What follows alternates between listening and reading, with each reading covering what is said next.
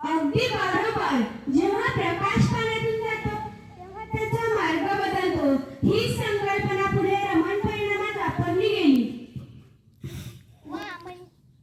वा म्हणजे प्रकाशही बदलतो. मोबाईल हा पण विज्ञानाची देणगी. संगणकामुळे आज आपण ऑनलाईन शिक्षण घेत आहोत.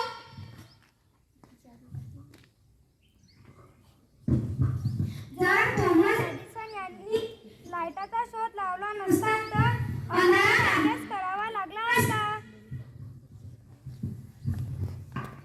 फ्रीज, पंखा, वॉशिंग मशीन हे सगळं विज्ञान. म्हणून विज्ञान आपलं जीवन सुखकारक करतं. बाई लशी कशा तयार होतात? वैज्ञानिक संशोधन करतात, चाचण्या घेतात, मग लसी तयार होतात. या लसीमुळे लाखो लोकांचा जीव वाचतो. म्हणजे डॉक्टर आणि वैज्ञानिक हे आपल्या देशाचे खरे हिरो आहेत. शेतकरी आता ट्रॅक्टर वापरतात. ठिबक सिंचनामुळे पाणी वाचत. विज्ञानामुळे उत्पादन वाढलं आणि देश अन्नधान्य स्वयंपूर्ण झाला. अरे सकाळी शाळेत येताना खाली माझा रस्ता अडवला. अरे माझं काही भविष्य सांगत नाही. विज्ञान आपल्याला तर्कशुद्ध विचार करायला लावतं आणि अंधश्रद्धा सोडून वैज्ञानिक दृष्टिकोन स्वीकारा. बाई आपण चंद्रावर पोहोचलो का?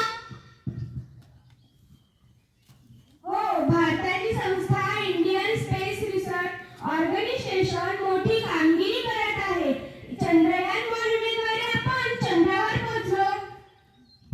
मग आपण भविष्यात मंगळावरती जाऊ. पण काही प्रदूषण वाढत आहे. म्हणून विज्ञानाचा योग्य वापर करणे आवश्यक आहे.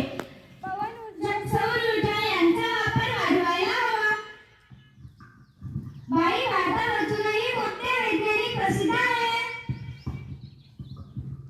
डॉक्टर APJ अब्दुल कलाम, कल्पना चावला असे इत्यादी वैज्ञानिक भारतात प्रसिद्ध आहेत. आम्हालाही त्यांच्यासारखे व्हायचे आहे.